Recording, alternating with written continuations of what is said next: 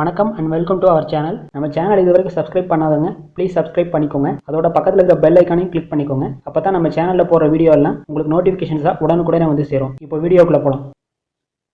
கடந்த பிப்ரவரி 2ஆம் தேதி தளபதி விஜய் தமிழக வெற்றி கழகங்கிற பேரில் ஒரு புதிய அரசியல் கட்சி தொடங்க போகிறதா அஃபிஷியல் அனௌன்ஸ் பண்ணியிருந்தார்.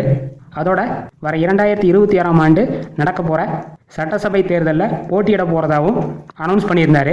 இதை தொடர்ந்து தளபதி விஜய்க்கு பலரும் வாழ்த்துக்களை சொல்லியிருந்தாங்க. இந்த நிலையில் ரீசெண்டாக சென்னை ஏர்போர்ட்டில் Thalapathy Vijay and super star Rajinikanth சந்திச்சிருக்காங்க.